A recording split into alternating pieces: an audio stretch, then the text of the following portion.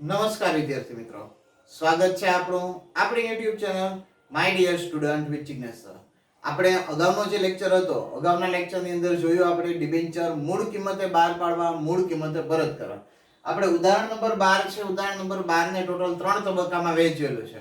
એમાં પહેલો તબક્કો મૂળ કિંમતે બહાર પાડી મૂળ કિંમતે પરત કરવા, એ આપણે પૂર્ણ કર્યો. હવે આપણે આવ્યા છીએ બીજા તબક્કાની અંદર, જેની અંદર ડિબેન્ચર જે છે કેવી રીતે બહાર પાડવામાં આવે છે. તો ડિબેન્ચર વટાવથી બહાર પાડવામાં આવે છે. ડિબેન્ચર વટાવે બહાર પાડી અને જે વટાવથી બહાર પાડેલા ડિબેન્ચર છે એ ડિબેન્ચરને મૂળ કિંમતે પરત કરવાના છે. તો આપણો જે છે બીજો પ્રકાર થઈ જાય છે બી નામનો.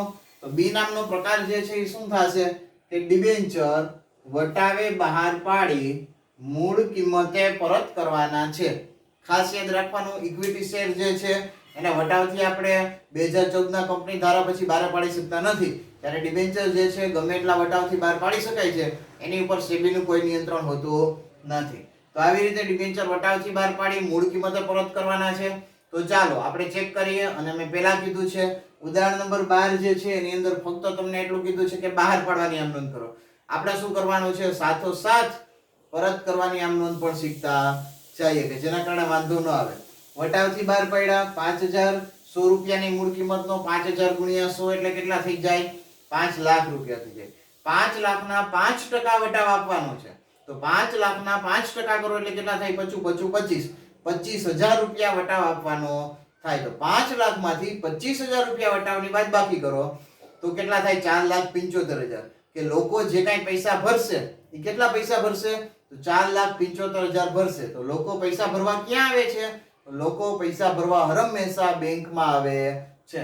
તો પેલી આમ નોંધ લખીએ આપણે, બેંક ખાતે ઉધાર 4,75,000 તે ડિબેન્ચર અરજી અને મંજૂરી ખાતે 4,75,000.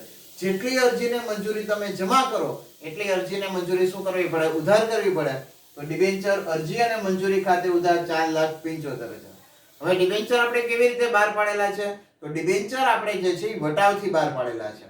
તો ડિબેન્ચર જ્યારે વટાવથી બહાર પાડવામાં આવે છે તો ડિબેન્ચર માટે આપેલો વટાવ કે ડિબેન્ચર બહાર પાડવા માટે આપેલો વટાવ એ પેઢી માટે નુકસાન છે, પેઢી માટે ખર્ચ છે. તો નુકસાન કે ખર્ચ હંમેશા શું કરવામાં આવે છે? ઉધારવામાં આવે છે. તો અહીં લખ્યું આપણે, ડિબેન્ચર વટાવ ખાતે ઉધાર 25,000 રૂપિયા અને કંપની નોંધ કરે કે ટોટલ પાછા 5 લાખ રૂપિયા હવે કંપનીને મળી ગયા છે. તો તે 10% ડિબેન્ચર ખાતે 5 લાખ રૂપિયા. ડિબેન્ચર બહાર પાડી દીધા. આપણે જે કાંઈ પૈસાનું કામ હતું કામ પૂરું થઈ ગયું. હવે સમય પૂરો થશે એટલે ડિબેન્ચરના નાણાં શું આપવામાં આવશે? પરત આપવામાં આવશે. ડિબેન્ચરના નાણાં જ્યારે પરત આપવામાં આવે છે ત્યારે જે તે ટકાના ડિબેન્ચર ખાતે ઉધાર તે ડિબેન્ચર હોલ્ડર ખાતે, એટલે કે જેટલા ટકાના ડિબેન્ચર છે એ લઈ આવવાના. કોને આપવા માટે? ડિબેન્ચર હોલ્ડરને આપવા માટે. ડિબેન્ચર હોલ્ડર આવશે એટલે કે ડિબેન્ચર હોલ્ડર ખાતે ઉધાર અને તે પૈસા ક્યાંથી લઈ જશે? બેંકમાંથી. તો તે બેંક ખાતે ડિબેન્ચર હોલ્ડરને મૂળ કિંમત જ આપવાના છે. તો 5 લાખના ડિબેન્ચર હતા તો પાછા 5 લાખ રૂપિયા શું થાય? પરત આપવાના થશે. તો આશા રાખું કે આપણી બીજી રીત એટલે કે ડિબેન્ચર વટાવથી બહાર પાડી મૂળ કિંમતે પરત કરવાના એ પણ આપને સમજાઈ ગઈ હશે. અને વાત કરી છે પ્રમાણે ટેક્સ્ટ બુકમાં જે કાંઈ એક્સ્ટ્રા પ્રેક્ટિસના દાખલા હોય એ તમારે સાથોસાથ ગણતા રહેવા. ધન્યવાદ.